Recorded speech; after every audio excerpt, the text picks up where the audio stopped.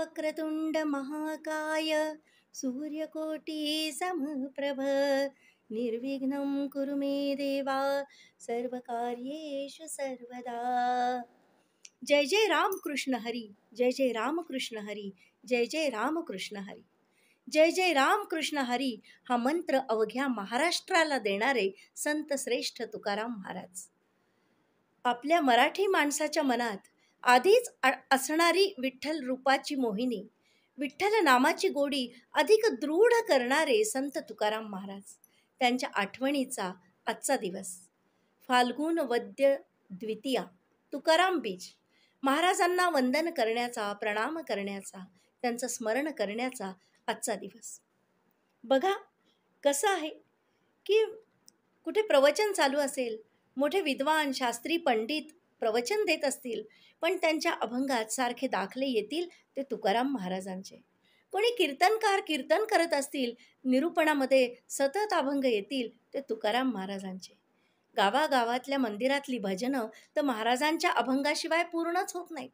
अहो, एखादी रांगोळी काढणारी स्त्री असेल, ती सुद्धा सहज गुणगुणते, जेथे जातो तेथे तू माझा सांगाती. एखादा गवंडी काम करणारा माणूस असेल, तो सहज म्हणतो, न लगे चंदना सांगावा परिमळ वनस्पती मेळ हा कारुणी अंतरीचे धावे स्वभावे बाहेरी धरिताही परी आवरेना. एखादा कष्टकरी असेल, सुतार असेल, मोठा विद्वान एखादे प्रोफेसर असतील, प्राध्यापक असतील, शिक्षक असतील, विद्यार्थी असतील, प्रत्येकाच्या मुखी तुकारामांचा कुठला ना कुठला अभंग येतच असतो. इतकी गोडी, इतकी लोकप्रियता आमच्या तुकोबांच्या अभंगांना लाभलेली आहे. अहो, खरोखरच आपल्या महाराष्ट्राला तुकाराम महाराजांनी आपल्या अभंगांनी अक्षरशः ढवळून काढलं असंच म्हणूयात आपण. बघा की पंढरीसी जारे आल्यांनो संसारा, पंढरीसी जारे आल्यांनो संसारा, दिनाचा सोयरा पांडुरंग, असं म्हणत भक्तीचा डांगोरा पिटला तो तुकाराम महाराजांनी. आणि या अभंगातून जणू पंढरीचं अवतनच आपल्या प्रत्येकाला महाराजांनी दिलंय. महाराष्ट्र सारस्वताचं हे जे उपवन आहे ना, ते सुगंधी समृद्ध करण्याचं काम तुकाराम महाराजांच्या गाथेनं केलंय. मराठी भाषेला अधिक संपन्नता देणारे अभंग, हजारो अभंग तुकाराम महाराजांनी लिहिले. खरोखर त्यांना प्रणाम करण्याचा आजचा दिवस. बघा, धर्म, नीती, भक्ती, अध्यात्म आणि शास्त्र प्रामाण्य, धर्म, नीती, भक्ती, अध्यात्म आणि शास्त्र प्रामाण्य यांनी नटलेले हजारो अभंग लिहिणारे तुकाराम महाराज हे काय नेहमी नेहमी येतात का हो? युगायुगातून कधीतरी येणारे असे हे अवतारी पुरुष आहेत. खरं तर तुकाराम महाराजांना एकदा कोणीतरी त्यांच्या मागील जीवनाविषयी पृच्छा केली, विचारलं, तेव्हा महाराजांनी एक अभंग सांगितला. तो त्यांच्याच शब्दात म्हणजे आत्मचरित्र सांगितल्यासारखाच अभंग आहे. याती शूद्र वैश्य केला वेवसाव, आधी तो हा देव कुळ पूज्य. नये बोलो परी पाळिले वचन, केली या प्रश्न तुम्ही संती. संवसारे झालो अति दुःखे दुःखी, माय बाप सेखी क्रमिलिय. दुष्काळे आटिले द्रव्य नेला मान, स्त्री एकी अन्न अन्न करिता मेली. लज्जा वाटे जीवा त्रासलो या दुःखे, लज्जा वाटे जीवा त्रासलो या दुःखे, व्यवसाय देखे तुटी येता. देवाचे देऊळ होते जे भंगले, चित्तासी ते आले करावेसे.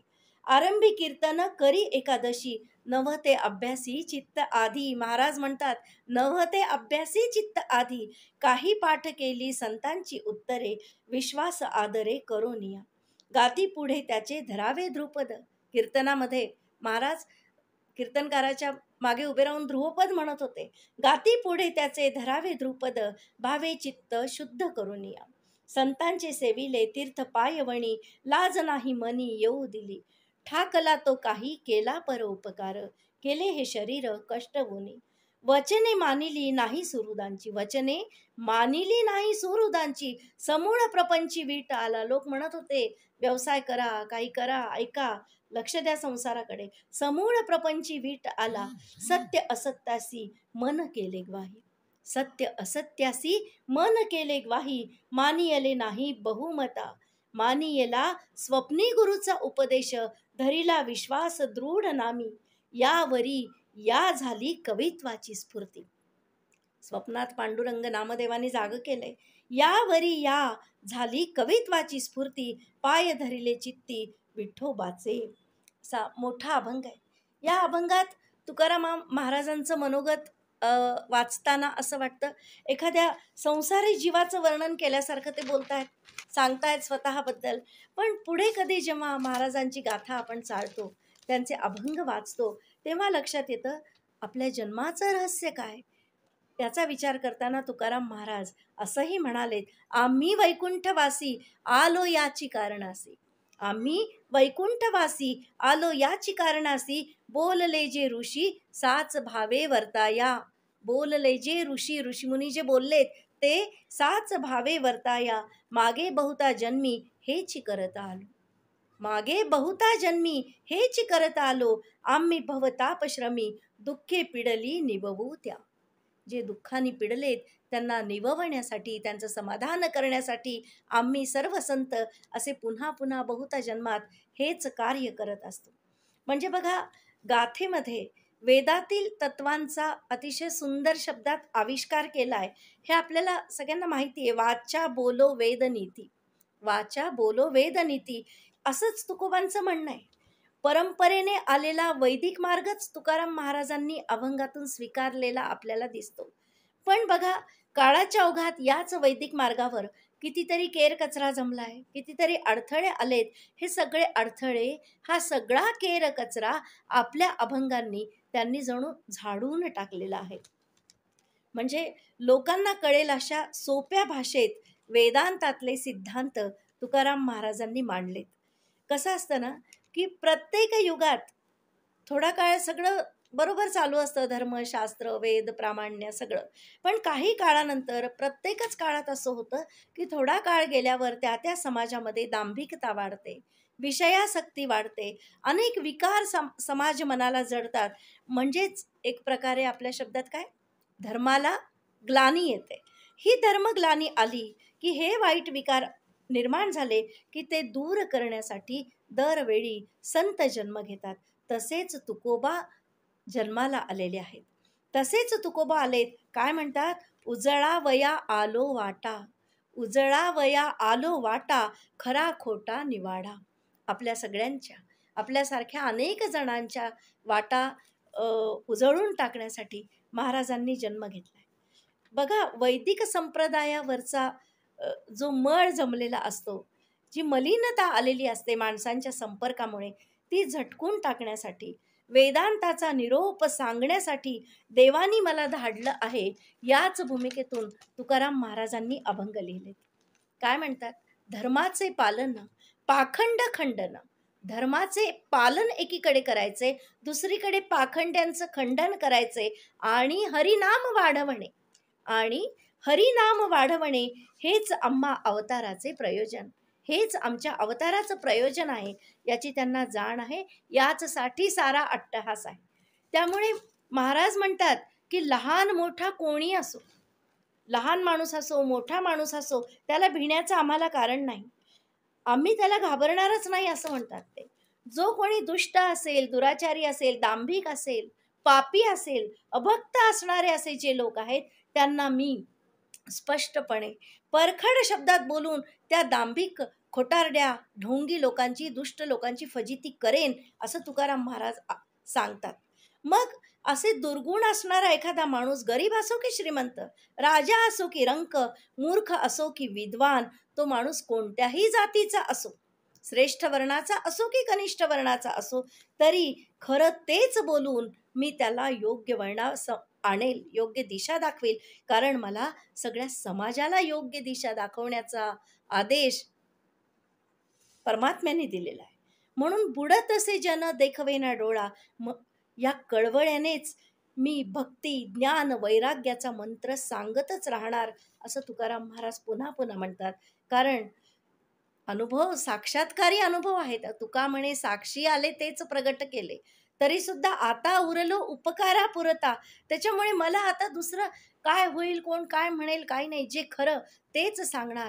चांगला मार्ग, खरा मार्ग, भागवत धर्माचा मार्ग लोकांना दाखवत राहणे हेच उपकारापुरतंच आता माझं जीवन आहे, असं आपल्या अभंगातून महाराज पुन्हा पुन्हा सांगतात. बघा, सर्वच संतांनी संस्कृती रक्षणाचं काम केलंय.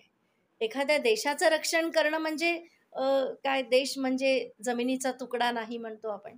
तसं नुसत्या सीमांचं रक्षण नव्हे, तर त्या देशातली संस्कृती संवर्धित करणं, वाढवणं, तिचं रक्षण करणं हे खरं देशरक्षण आहे. या अर्थाने सर्व संतांनी संस्कृतीचं रक्षण केलं.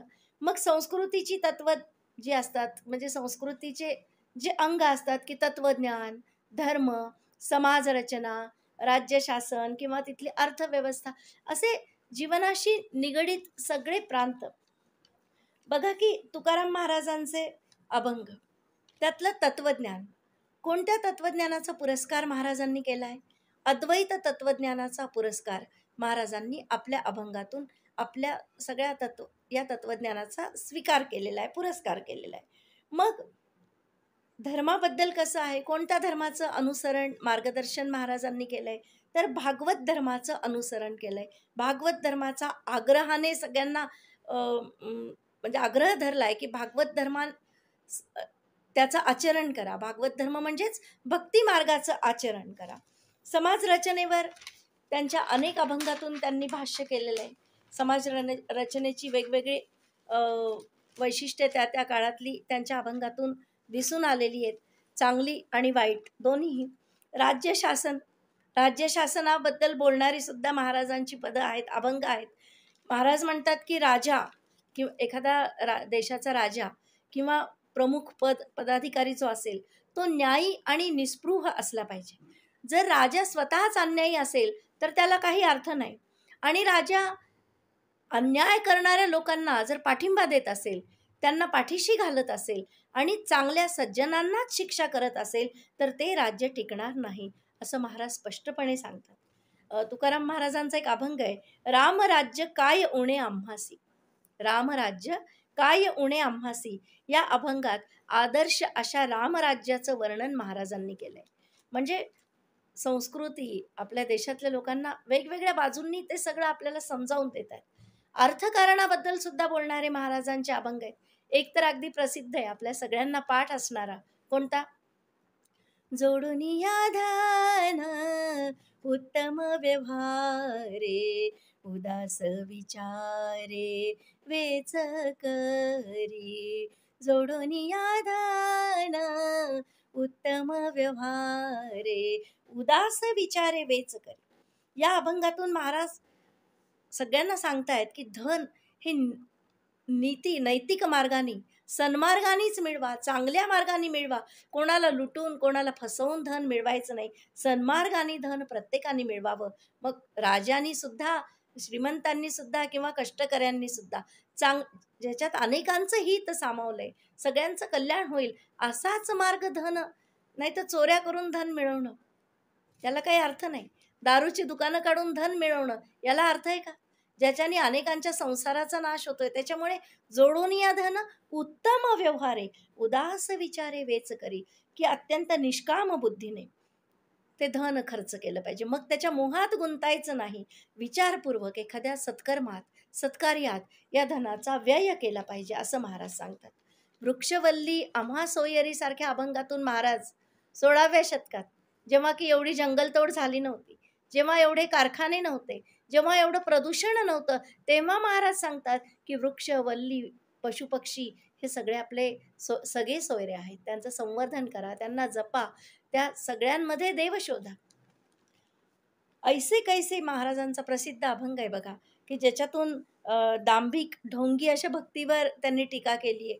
ऐसे कैसे झाले भोंदू, कर्म करुनी म्हणती साधू, अंग लावूनी या राख, डोळे झाकून करती पाप. तर ऐसे गुरु अडक्याचे 3 मिळाले तरी करू नयेत, असं म्हणल्याप्रमाणे या दांभिक, ढोंगी म्हणजे नुसतं फॅन्सी ड्रेस एखाद्या संन्याशाचा करणाऱ्या अशा बैराग्यांवर महाराजांनी खूप टीका, खूप ताशेरे त्यांच्या अभंगातून ओढलेले आहेत. महाराजांनी कर्मसिद्धांतही शेवटी स्वीकारलाय, सांगितलाय, की शेवटी जीवनात जी सुख-दुःख येतात, ती पूर्वसंचितानुसारच येत असतात. भोग तो न घडे संचिता वाचुनी महाराज म्हणतात. भोग तो न घडे संचिता वाचुनी असा कर्मसिद्धांतही महाराज सांगून जातात. बघा, आजही आपण पाहतो 21व्या शतकात कितीतरी अंधश्रद्धा आपल्या सगळ्यांना घेरून आहेत. आपलीही त्याच्यातून मुक्ती नाही. मग 16व्या शतकात हे तर किती असेल महाराजांच्या भोवती. त्यावेळी इतकं परखड बोलून लोकांना असं बोलणाऱ्या माणसाला समाजाने काय उदो-उदो केला असता का हो? आजही अंधश्रद्धेच्या अशा गोष्टींच्या बद्दल बोलणाऱ्या माणसांना वाईट टाकलं जातं, त्यांना शिक्षा केली जाते, त्यांना आपल्यातून बहिष्कृत केलं जातं. जगण्याचा सुद्धा अधिकार नाकारला जातो बऱ्याचदा. अशा वेळी तुकाराम महाराज म्हणतात, "नवसे सायासे कन्यापुत्र होती, मग कशास करणे लागे पती." नवसे सायासे कन्यापुत्र होती, मग कशास करणे लागे पती. अशा अभंगातून अंधश्रद्धेवर कठोर टीका महाराजांनी केलेली. किंवा प्रयत्नवादाला पुष्टी देणारा सुद्धा, की मढे झाकून करावी पेरणी, अशा अर्थाचाही महाराजांचा अभंग आहे, की जेव्हा त्या कार्याची गरज आहे, निकड आहे, ते आत्ताच केलं पाहिजे. अशा वेळी कोणतंही कारण न दाखवता त्याच कार्याला आपण लागलं पाहिजे, असं महाराज सांगतात. बघा, तुकोबांची ही जी सगळी अभंगवाणी आहे, अभंग गाथा, जी गाथा इंद्रायणीनं सुद्धा तारली. एका कवीनं छान कल्पना केली आहे, की गाथा बुडवली रामेश्वर भट्टांनी. महाराज 14 दिवस त्या इंद्रायणीच्या काठी शोकानी, दुःखानी गुडघ्यात मान घालून बसून राहिले. त्यांना आपल्या त्या म्हणजे आपली कविता, आपल्या गाथा, आपले अभंग कलावंताचं म्हणजे त्यांचं हृदयच होतं ते. त्यांना खूप दुःख झालंय आणि दुःखातिरेकाने ते 14 दिवस तिथे बसलेत. पण मग इंद्रायणीनी गाथा 14व्या दिवशी त्यांना आणून दिली, कोरडी आणून दिली असं आपण म्हणतो. एका कवीनी छान कल्पना केली आहे, की 14 दिवस तिने का ठेवून घेतली? तर त्या इंद्रायणीलाही मोह झाला हो, की ही गाथा मला वाचायची, इतकी मधुर आहे. तिने सुद्धा त्या गाथेचं पारायण केलं आणि मग ती तुकोबांना दिली. इतके मधुर असे आमच्या तुकोबांचे अभंग आहेत. सगळ्या लोकांना एक गाथा बुडवली तरी काय झालं? सगळ्या आजूबाजूच्या पंचक्रोशीतल्या लोकांना तुकोबांचे अभंग पाठच झालेले होते. गाथा बुडाली बुडाली, कशी बुडाली? प्रत्येकाला अभंग पाठ होते. प्रत्येक जण जाऊन आपल्या आपल्या गावातल्या लिहिणाऱ्या माणसाला तो अभंग सांगत होता.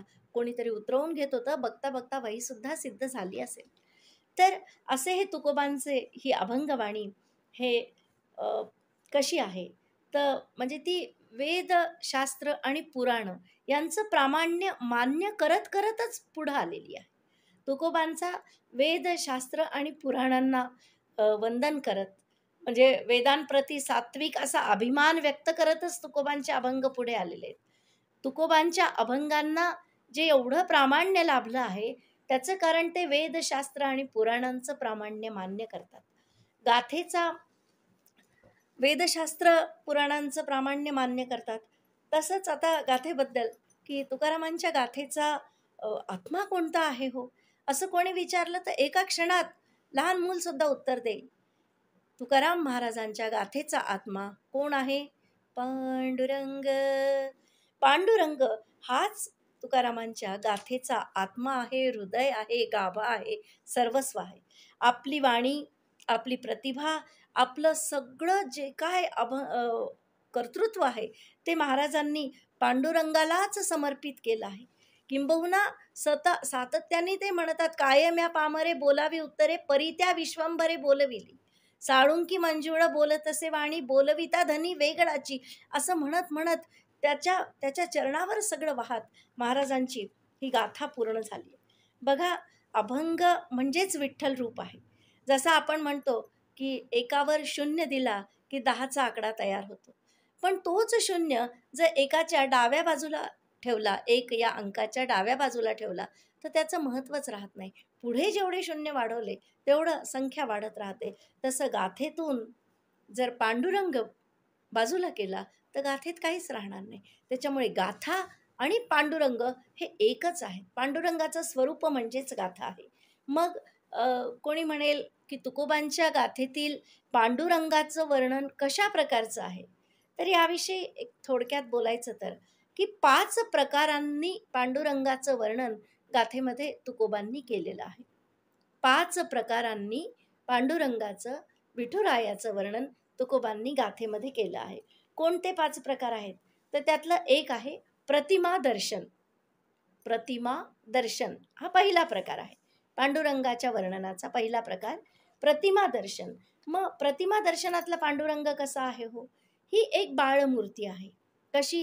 जी आपल्या सगळ्यांना दिसते, जी आपल्याला लोभवते, जी आपण नित्य जिचं दर्शन घेतो. कोणती मूर्ती? जी तुकोरामांनी प्रतिमा दर्शन, सुंदर ते ध्यान उभे विटेवरी करकटावरी ठेवोनिया तुळशी हार गळा कासे पितांबर आवडे निरंतर हे रूप. असं पांडुरंगाच्या मूर्तीचं वर्णन तुकाराम महाराजांनी या प्रतिमा दर्शन या प्रकारामध्ये केलेले. अनेक अभंग पांडुरंगाच्या मूर्तीचं वर्णन करणारे आहेत, रूपाचं वर्णन करणारे आहेत. बघा की तुकाराम महाराजांचं कुलदैवत पांडुरंगच आहे. विश्वंभर त्यांच्या म्हणजे त्यांच्या कुळात, त्यांच्या कुळात मुख्य पुरुष जे होऊन गेले, त्यांना एका वारीला जाता आलं नाही, म्हणून ते इतके दुःखी झाले विश्वंभर, की पांडुरंगाच्या वारीला मी जाऊ शकलो नाही यावेळेस. आता काय म्हणजे खूप दुःख झालंय. त्यावेळी पांडुरंगच आंबियाच्या वनात प्रगटला अशी आख्यायिका सांगितली जाते. अशा म्हणजे इतक्या पवित्र पावन कुटुंबात ज्यांचे वडील सुद्धा सातत्याने विठ्ठल भक्तीचा, ज्ञानेश्वरीचा, एकनाथी भागवताचं वाचन, अभंग गायन हे सगळं तुकारामांच्या कानावर बालपणापासून पडले. त्याच्यामुळे त्यांचं कुलदैवत, त्यांचं बालपणापासूनचं आराध्य दैवत हा विठ्ठलच आहे. महाराज जेव्हा जेव्हा पंढरीला जायचे तेव्हा तेव्हा ते सुंदर ते ध्यान उभे विटेवरी ते पाहून ते हरखून जायचे, आनंदी व्हायचे. ते रूप पाहताना अष्टसात्विक भाव दाटून यायचे आणि मग पुन्हा वेळ व्हायची.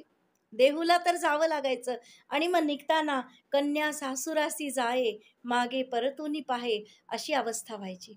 आता हे रूप डोळ्यासमोरून दूर जाणार म्हणून डोळ्याला धारा लागायच्या आणि हेच महाराज वियोगानं रडत रडत पंढरीहून पुन्हा देहूला यायचे. पण बघा आपलं दर्शन आणि त्यांचं दर्शन यात इतका फरक आहे की तिथे जे प्रतिमा दर्शन त्यांनी घेतलं ते त्यांच्या अंतरंगात ठसत होतं. मग इंद्रायणीत महाराज रोज स्नान करायचे, पण ते स्नान चंद्रभागेत झाल्यासारखंच त्यांना समाधान मिळत होतं, कारण त्यांच्या मनात समोरून ती चंद्रभागा मनातून दूरच जात नव्हती. भंडारा माळावर ते बसलेले असायचे, पण त्यांच्या अंतरंगातच पांडुरंग ते रूप डोळ्यासमोरून जातच नव्हतं. त्याच्यामुळे भंडारा माळावर जरी असले तरी दूरची पंढरी चंद्रभागा जणू त्यांना समीप दिसत होती. हा त्यांच्या प्रतिमा दर्शनाचा प्रभाव आहे. असे प्रतिमा दर्शनाचं वर्णन करणारे अनेक अभंग आपल्याला गाथेमध्ये सापडतात. दुसरा प्रकार आहे पांडुरंगाच्या वर्णनाचा, दुसरा प्रकार आहे सगुण दर्शन. सगुण दर्शन. आता प्रतिमा दर्शन झालं, पण जो भक्तीचा जो मुमुक्षू आहे त्याला असं वाटत असतं की देवाने मला प्रत्यक्ष दर्शन दिलं पाहिजे. त्याचसाठी सगळा अट्टहास. तुकारामांचे अनेक अभंग असे आहेत की जे या सगुण दर्शन देण्यासाठी देवाला आळवतात, विनवतात. भेटी लागी जीवा लागलीसे आस. पुन्हा पुन्हा की जीवना वेगळी मासळी तैसा तुका तळमळे जे म्हणतो तसं सतत सतत की आता देवाने मला सगुण रूपात दर्शन द्यावं. या अर्थाचे सुद्धा शेकडो अभंग त्यांचे आहेत. हाची नेम आता न फिरे माघारी बैसले शेजारी. आता असे अभंग म्हणजे देवाशी अक्षरशः ते या सगुण दर्शनाच्या अभंगा जे आहेत त्याच्यात ते देवाशी अक्षरशः भांडतात, झगडतात, कधी देवाला रागवतात सुद्धा. अरे देवा, तू अशी दगडाची खोळ पांघरून नुसता बसलास कसा? आहे का आपली हिंमत असं म्हणायची? ते तुकारामच म्हणू शकतात, ते जनाबाईच म्हणू शकते, कारण देवाशी त्यांचं तेवढं सख्य आहे. अरे नुसती दगडाची खोड पांघरून काय बसून राहिलास? तुला सांगतो, माझं मन, माझी बुद्धी, इंद्रिय, माझं शरीर कोणालाही समाधान होणार नाही रे. जोपर्यंत तुझं सगुण दर्शन होणार नाही ना, कशाचंही समाधान होणार नाही. तेव्हा देवा तू मला दर्शन दे, तेव्हा दर्शन दे. पुन्हा पुन्हा विनवतात. देवाशी कशी गंमतही करतात. बघा कसं देवाशी बार्गेनिंग करतात ते. देवा तू मला दर्शन दिलं नाहीस ना, तर बघ बर का, तू ज्यांना ज्यांना दर्शन दिलंयस ना, ते सगळे लोक मला हसतील, मला नावं ठेवतील की हे या तुकोबाला दर्शन दिलंच नाही, आम्हीच खरे भक्त असं म्हणतील. तुला आवडेल का मग हे? तू मला सगुण दर्शन दे बर का देवा. दुसरा युक्तिवाद करतात की देवा बघ, आता खूप झालं तुझं, किती दिवस झाले तुझी विनवणी करतोय की तू मला दर्शन दे म्हणून, पण तू जर मला दर्शन देणार नशील ना, तर माझ्या मनात तुझ्या अस्तित्वाबद्दलच संशय निर्माण होईल. तू आहेस की नाही असा संभ्रमच निर्माण होईल. मग पुढं तुझं भजन करायचं की नाही हे मला विचारच करावा लागेल. कारण जर तू नसशील तर भजन तरी करण्यात काय अर्थ आहे, असा विचार माझ्या मनात येऊ शकेल बरं का. अरे अशी कोणती माईक गोष्ट मी मागतोय रे देवा तुला? काही लौकिक जगातलं, काही भौतिक जगातलं मी तुला मागत नाहीये रे.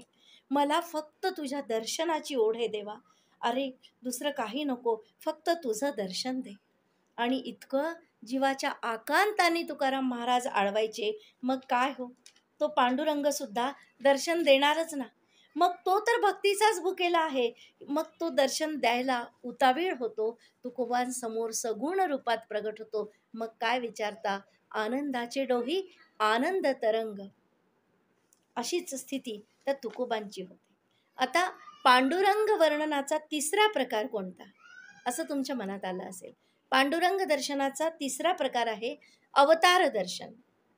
अवतार दर्शन म्हणजे बघा, आपण भागवतात किंवा सगळीकडे जी अवतार मीमांसा ऐकतो की अ, अनेक अवतार विष्णूने घेतले, विविध रूप धारण केली, की मग तुकोबा म्हणतात की मत्स्य, कत्स्य, वराह असे विविध अवतार घेणारा विठ्ठल, वेगवेगळी रूप धारण करणारा जो कोणी आहे तो माझा विठ्ठलच आहे. अहो प्रल्हादाच्या हाकेसरशी कडकडा स्तंभ फोडून मोठी गर्जना करत येणारा, नरसिंह रूप धारण करणारा तो सुद्धा माझा विठ्ठलच आहे. अहो जो बिल्लीनं शबरीची बोरं खातो, जो कौसल्याच्या मांडीवर खेळतो, जो वडिलांच्या आज्ञेने वनात जातो, तो श्रीराम सुद्धा माझा विठ्ठलच आहे. रावणाला मारणारा राम माझा विठ्ठलच आहे. अहो एवढंच कशाला, ज्यांनी अर्जुनाच्या रथाचं सारथ्य केलं, ज्यांनी गोपिकांसोबत रासक्रीडा केली, ज्यांनी अत्यंत मनमोहक श्रीकृष्ण रूपात जो गोकुळेत वावरला, तो माझा विठ्ठलच आहे, असं तुकाराम महाराज या अवतार दर्शनाच्या अभंगात पुन्हा पुन्हा विविध अभंगातून सांगतात. काही अभंगात तर त्यांनी मोठी तात्विक भूमिका की तत्वतः हरी आणि हर यात काही भेदच नाही ना, हरी हर दोघे एकच आहेत, तेव्हा शंकर म्हणजे सुद्धा माझा विठ्ठलच आहे, अशी भूमिका तुकाराम महाराजांनी या अवतार दर्शन रूपी अभंगामध्ये घेतलेली आहे. म्हणजे अनेक रूपी अनेक रामी, अनेक रूपी अनेक नामी, प्रभू रमला जीवनी, असं तुकाराम महाराज या अवतार दर्शन मीमांसा करणाऱ्या अभंगातून आपल्याला सांगतात. आता चौथा प्रकार, आपण पांडुरंग दर्शनाचे तुकारामांच्या अभंग गाथेत पांडुरंग दर्शन किती प्रकारांनी येतं हे पाहतोय. त्यातला चौथा प्रकार ईश्वर दर्शन. ईश्वर दर्शन महाराज म्हणतात की ज्याच्यापासून हे ब्रह्मांड निर्माण झालं, पंचमहाभूत पृथ्वी आकाश तेज वायू ही सगळी जल, ही सगळी पंचमहाभूत, हे सगळं काय भौतिक जग निर्माण करणारा कोण आहे, तर माझा पंढरीनाथच आहे. जगत कारण पंढरीनाथ आहे आणि जगताचं अधिष्ठानही माझा पंढरीनाथच आहे, असा हा विठ्ठल तुकोबांच्या अभंगातला हा ईश्वर. प्रत्येक म्हणजे हे जग त्याने निर्माण केलंय, जगात विविध रूपांनी तोच वावरतो, त्या त्या रूपात त्या त्या इंद्रियांकडून सगळे व्यवहार हा विठ्ठलच घडवून आणतो. त्याचे निर्गुण निर्विशेष असा विठ्ठलही या ईश्वर दर्शन रूपामध्ये महाराजांनी वर्णन केलेलं आहे. आणि पाचवा पांडुरंग दर्शनाचा प्रकार आहे ब्रह्मदर्शन. पाचवा पांडुरंग दर्शनाचा प्रकार आहे ब्रह्मदर्शन. यात महाराज म्हणतात विठ्ठलाला वस्तुतः नावच नाही, तो सर्व जनात आहे, त्रिभुवनात विस्तारलेला आहे. बघा, तुकोबांचा विठ्ठल हा आकाशापेक्षाही मोठा, या नभापेक्षाही मोठा आहे आणि अणूचा गाभा म्हणजे इतका सूक्ष्म, अणूतला छोट्यात छोटा कण इतका सूक्ष्मही आहे, म्हणजे आकाशापेक्षाही व्यापक. आणि अणुरणिया तो कडा तुका आकाशा एवढा म्हणल्यासारखं सूक्ष्म आणि एकाच वेळी व्यापक असा हा त्यांचा विठ्ठल आहे. हाच विठ्ठल सगळ्यांचा अंतरात्मा आहे.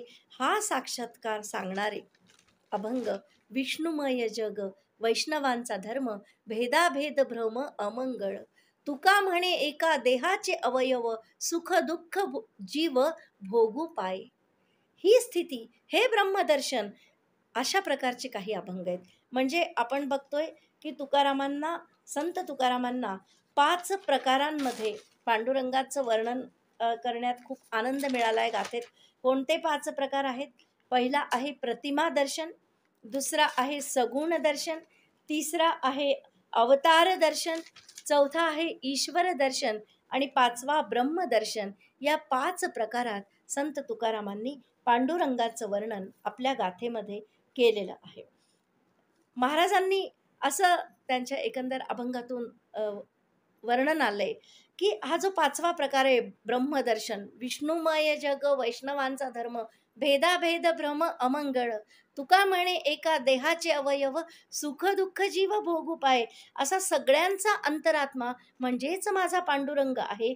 ह्या 5व्या ब्रह्मदर्शन, ह्या 5व्या वर्णनातलं दर्शन, या 5व्या प्रकारात जोपर्यंत दर्शन होत नाही तोपर्यंत दर्शन खरं नाही. जो भक्त ब्रह्मदर्शन या 5व्या प्रकारापर्यंत पोचतो त्यालाच विठ्ठलाचं खरं दर्शन झालं, असं तुकाराम महाराज आग्रहाने प्रतिपादन करतात. म्हणून तळमळीने ते आपल्यासारख्या सामान्य जनांना पुन्हा पुन्हा सांगतात, या 5व्या अवस्थेपर्यंत पोचायचे ना, त्याची सुरुवात अगदी साधी आहे. कोणती? घेई घेई माझे वाचे सदा नाम विठोबाचे. डोळे तुम्ही घ्या हो सुख माझ्या विठोबाचे मुख. तुम्ही ऐकाजी गाणं माझ्या विठोबाचे नाम. चला तर आज तुकाराम बीज आहे. हे सगळं तुकारामांनी जे सांगितलं ते आठवण्याचा आजचा दिवस आहे. तुकारामांच्या अभंगांना स्मरण्याचा, गुणगुणण्याचा नव्हे, त्यातला संदेश थोडा थोडा समजून घेण्याचा आजचा दिवस आहे. तुकाराम बीजेचा दिवस, तुकोबांना वंदन करण्याचा आजचा दिवस आहे. मग तुकाराम महाराजांना वंदन करायचंय, पुन्हा त्यांचेच शब्द येतात हो. काय त्यांचं वर्णन करणार? कोणत्या शब्दात त्यांना वंदन करणार? पुन्हा तेच म्हणावं लागतं. काय? त्यांच्याच शब्दात, कायवानु आता कायवानु आता न पुरे ही वाणी मस्तक चरणी ठेवितसे. मस्तक चरणी ठेवितसे. जगाच्या कल्याणा संतांच्या विभूती. जगाच्या कल्याणा संतांच्या विभूती. देह कष्टवीती देह कष्टवीती पर उपकारे मस्तक चरणी ठेवितसे.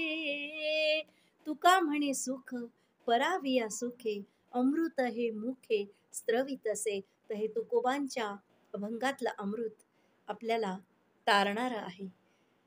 तेव्हा पुन्हा तुकोबांना वंदन करू. जगद्गुरु तुकाराम महाराज की जय. पंढरीनाथ महाराज की जय.